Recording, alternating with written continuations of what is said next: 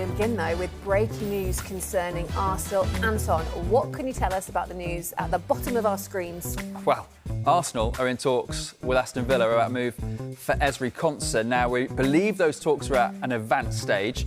We know Arsenal are targeting another defender before the close of the window. They were looking at two options, weren't they? Konsa and Gerald Quansah. Now, they looked at Gerald Quansah, spoke to Leverkusen previously in the window, and they thought the price was too high. So they've gone back in for Ezri Konsa because they're looking for replacements, because they've got William Saliba out injured for a while, Urian Timber out for a while, and Ezri Konsa can play both right back and centre back, as we've seen with England. So he's kind of the perfect cover. And at the age of 28, he's got 2 years left on his deal at Aston Villa. You're thinking this is the time he could potentially cash in and get the biggest contract of his career. So interesting to see where the players' head's going to be at. But yeah, Aston Villa fans will be a little bit worried considering he's another senior player that may well be on the move this window. Jeff, I mean, Anton mentioned there that the injuries that Arsenal have got in defence, but Saliba will be back eventually. Timber also out at the moment. Would this be a good move for Konsa? Should he make the move if it's available? It's an interesting one, just because of how highly thought of he is in Aston Villa. But how do you turn down the league champions? And you are guaranteed you're going to play for the first few months. And then does he back himself and think, I'm going to stay in the team, which is going to be, it's going to be difficult because we know how strong Arsenal's defence were last year. So it is a great move for him. You know, he's going to be thinking of himself and think, I'm going to the champions, we're going to be playing Champions League, we're going to try and win everything, so he can't turn that down. And I guess for Arsenal as well, a huge amount of the appeal for Konsa is that he plays centre-back and right-back, so he gives you versatility. Gives you versatility, gives you experience, gives you consistency. Look, he played a 38-game season, followed by a 35, 34, 34. He's always pretty much there for Aston Villa. His injury record is pretty much exemplary. And also the fact that, look, you've got Arsenal talking about, you know, they're the kings of rhetoric in this pre-season, right? They're talking about wanting to become one of the best club in the world and compete with the likes of, not just in Premier League, but European domination, world domination, all these kind of things.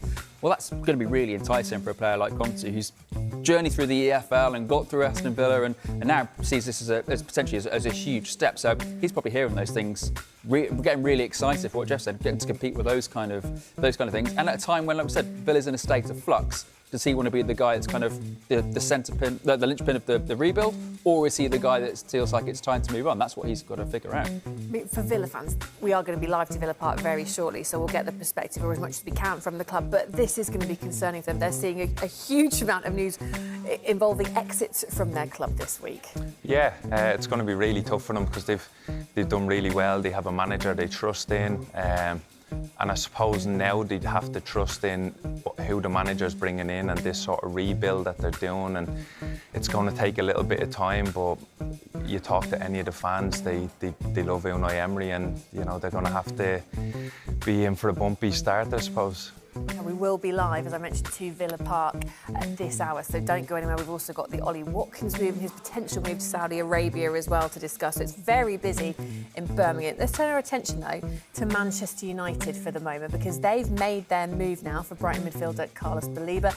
And things look, Anton, to be advancing fairly quickly. Out of nowhere. This one, right? Seemingly out of nowhere. Well, look, we know Baleba's been a long-term target for Manchester United, and now it appears that the two clubs, with Brighton and Manchester United, are in discussions about a deal. Now, the deal hasn't actually been sorted just yet, but it's thought a fee of around £60 million plus add-ons might be enough to get this deal done. And we understand there's also a 5-year contract waiting on the table for the Cameroon midfielder. Now, like I said, he's a player that Manchester United have wanted for a long time, and I think they've clearly gone, well, his value may have dipped. He didn't have the best season last season, so now's the time they want to strike and bring him in. An interesting thing is as well, obviously, he is out injured at the moment. He's got an ankle problem, so he's expected to be back fully fit in about a month's time. Mid-September is what we're being told. So it's one for Manchester United. They've already brought in 2 other midfielders, so I think they're pretty well stocked in that position.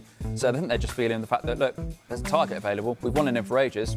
Let's go get him. And at a slightly lower price than originally advertised sort of a year ago or so. Jeff, is he the player that United need? Is he what they need in midfield? I think so, yeah. I know he didn't probably live up to the price tag from last year, but the legs he has, the energy is something Man United really need. He's actually a really, really good player at receiving the ball. moving it on through the thirds, I suppose. So I think he's a fantastic sign, and to get him cheaper than they couldn't last year is a bonus. Here he is in action as well. It's not a bad highlight reel, that, is it? That's,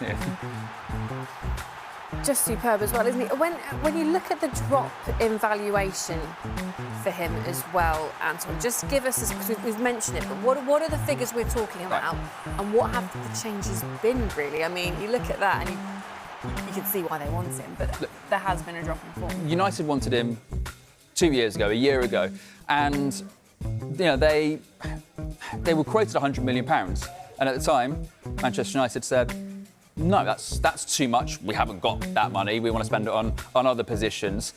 And obviously last season didn't quite go according to plan. If you look at his statistics, some of the metrics kind of dropped in terms of ball recoveries and retention and passing accuracy and all that kind of thing. But Manchester United just there going, well, OK, fine, that might cause some red flags.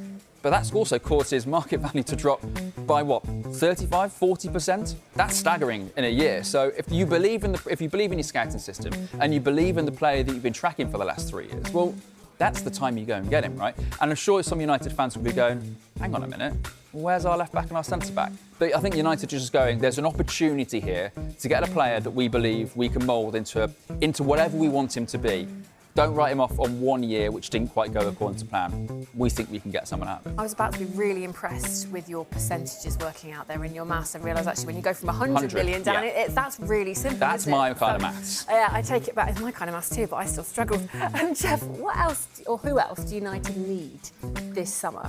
Yeah, I think they need to strengthen their defence. For me, if you look at it, sort of the same back four, the reliable back four they've had for a few years now. They were interested, I know, in Lewis Hall, the left back. That's obviously an area that they want to bring someone in, and then seems to be no negotiations for there. So I think they do need to freshen up their defence for sure. On our website, we've got a Manchester United Q&A going, and there are a fair few fans that have actually been quite concerned about their summer business so far. So I'm going to put both of these to you. And we've kind of mentioned this already, but Joshua has been asking, is Carlos Baleba the right option for Manchester United, considering those struggles last season? Can you see him getting back to where he was when there was that £100 million valuation on him? United can. And that's the most important thing, right? They're scouting a player they've been watching for 2 or 3 years, not just a player from last season, and they'll point to the fact that obviously he missed a little bit of time with injury. But the main thing is that they think he's a player that, he was supposed to be the guy that came in for Moises Caicedo and they didn't miss a beat. Well, that's the player that Manchester United think they're signing, right? And he's still young enough to get better. And remember, there's some good players in that midfield he's probably going to work with and learn from. If you're going to want to be a top midfielder, you've got Yuri Tielemans next year. That's not a bad person to play alongside, is it? Yeah, and maybe learn off Michael Carrick as well. Oh, yeah. And young players have dips in form. It happens. And I'm sure he's looking at his situation last year thinking, I can get back to my best and kick on. And had the transfer speculation surrounding him as well, which must have been a distraction. Yeah, and Brighton probably didn't have the strongest season that they wanted, so there's a lot of factors that go into it. Form is temporary, isn't it? Class is permanent. Glenn is wondering about the striker position. He asked, should United offload Joshua Zirkzee, possibly bring in an Ivan Toney type signing? Jean-Philippe Mateta as well, he's floated as an alternative. So where do we think Manchester United are in terms of the striker position, and what should they be looking at doing? I think they strengthened last year. They needed to strengthen the midfield up, which would potentially create more chances for their attacking players. And I think that's the main point that they've done now, where they've built that midfield, and it's going to let the attackers they have there improve and flourish a little bit more. So I don't know about offloading or going for a Toney or Mateta. That probably won't suit the style that Michael Carrick wants to play. And if you look at the transfers they're making this year, it seems like they have a bit more of a plan, so they're not just going to offload for the sake of getting another body in. I think they want to get rid of Zirkzee, though. I think that was the plan, was always to get rid of him this summer. He's been linked with moves the last couple of years, hasn't he? He's been a bit part player. Napoli are looking at him to potentially come in as well as one of their striker alternatives, although they're also looking at other players. So it's a case of, if they can get rid of him, that might actually help them strengthen other positions as well. Okay, another United fan, also called Joshua. I assume there is more than one person called Joshua who supports Manchester United. He says, why won't Man United sign a centre-back? We've needed one for years. Maguire is good, but too slow. Martinez is injury-prone. De Ligt is injured. Euro and Heaven are too young. Does he have a point? Do they need a centre-back? Yeah, they need to freshen up. It's sort of what I alluded to there. The defence now needs new faces. I know they think really highly of Heaven and Euro, but like you said, they are really young, and then the players around them are injury prone or getting to the latter stages of the career where they are slowing down. So if they could find someone who suits them, it'd be well and good. But like I said, they'll have a plan. They'll be monitoring players. It's who fits the manager's style. It's always interesting, isn't it, that almost discrepancy between what the fans want to see and what the process and the strategy is of the club. I think the interesting thing United, if you talk about centre-back, is the age profile as well, because they've got two young players in Euro and Heaven. So they don't want to go out and sign another player at the sort of start of their sort of Premier League journey. And if they don't want to go out and sign a veteran, because they've got plenty of veterans already in that team. So they go and sign a player in the prime. That's when they get really expensive. So actually, that might be really difficult for them to go out and get a player that they think can actually improve that position. Yeah, and not just because I'm Irish, but like if you look at someone like a Nathan Collins, who is young enough, he's been in the Premier League for a long time, he's done really well at Brentford. The next step for him is to one of the bigger clubs. No disrespect to Brentford, and he'd be someone I think you can probably get cheaper than probably foreign players or something like that. So I don't know why teams aren't looking at him. Interesting. You just put him on the radar for a few You can thank clubs. me for that later. Keith Andrews can be livid with you. Yeah, Keith Andrews won't be impressed, but he might thank you. Max is wondering about the midfield, and actually in particular, Kobe Mainoo. He asks, how is Mainoo going to fit into the system alongside Tielemans, Andre Santos and Bruno Fernandes? It is a funny one, because it seems like when Carrick came in, he backed him, played him in all the games and was saying he's our man for the future, and now they've signed players in his position and you don't really know how he's going to fit in. I know they have more games this year, but I know from personal, from my career, you want to play every game and get into a rhythm. If you're just in and out of the team, it's hard to get going and show your best. So it'll be really difficult if he's not given 5-6 games in a row. The profile, though, of signing Baleba is different, isn't it? Tielemans and Santos, who they've signed, kind of are a little bit more ball players. Sort of they're expected to lie deep, whereas Baleba can get a bit more athleticism, I suppose, into the midfield, and that's what some fans wanted at United. Somebody to play alongside Komani, so he didn't have to do too much running and can just be the ball player and the line breaker that he's best at doing. So maybe they're looking at that going, actually, these two could be our centre midfield, or one of the options we can play in centre midfield for the next 5, 6, 7 years together. We've had a question already about United signing a centre-back or not having signed a centre-back. We've had quite a few as well about left-back options. Edward is asking, why are United not signing a left-back when you look at sort of where Luke Shaw is and what they've got available? Yeah, well, they've obviously tried with Lewis Hall, and I don't blame them for going for him. I think he's possibly one of the best left-backs in the league, and you can see why Newcastle are holding on to him. Shaw did play a lot of games last year, and I know people say he's not reliable, but he ended up churning out a lot of games. So are they thinking he'll do the same again this year, and they wait until the perfect left back comes available?